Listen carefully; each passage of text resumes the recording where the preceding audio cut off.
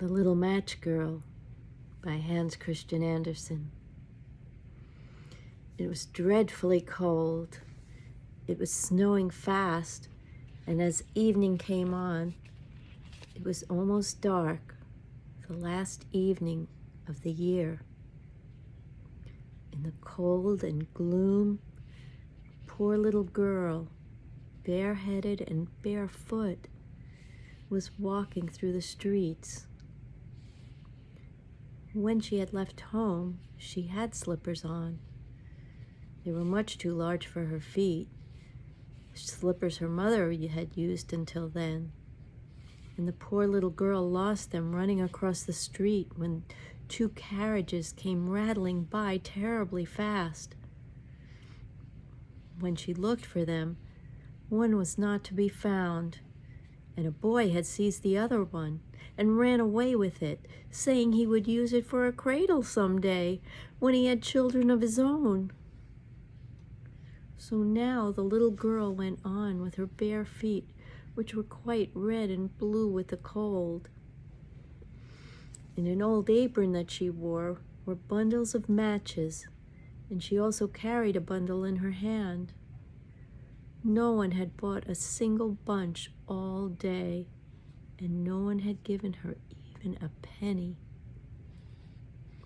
Shivering with cold and hunger, she crept along, a picture of misery. Poor little girl. The snowflakes fell on her long golden hair, which fell in pretty curls around her neck. But she did not think of that now. Instead, she thought about the lights gleaming in every window and the glorious smell of roast goose, for it was New Year's Eve.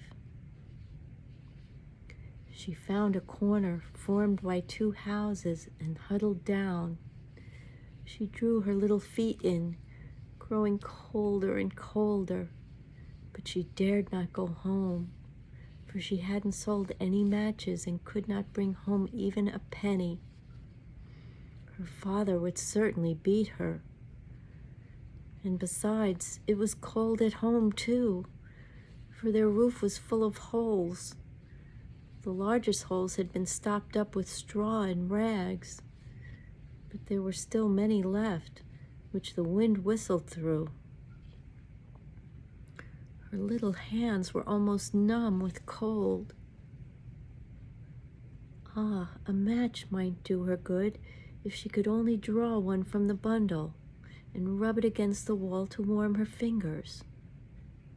So at last she drew one out. Whoosh! How it blazed and burned. It gave out a warm, bright flame like a little candle as she held her hands over it. A wonderful little light it was. It really seemed to the little girl as if she sat before a great polished stove with brass feet and a brass cover. So blessedly it burned that the little maiden stretched out her feet to warm them also. How comfortable she was! But the little flame went out, the stove vanished, and nothing remained but the burnt match in her hand. She rubbed another match against the wall. It burned brightly, and where the light fell against the wall, it became transparent, like a veil, so that she could see through it into the room. A snow-white cloth was spread upon the table, along with beautiful shiny china, while a steaming roast goose stuffed with apples and dried plums smelled amazing. And what was even more delightful and wonderful was the goose hopped down from the platter with a knife and fork still in its breast and waddled along the floor straight to the little girl. But then the match went out, and nothing was left but the thick, damp, cold wall before her.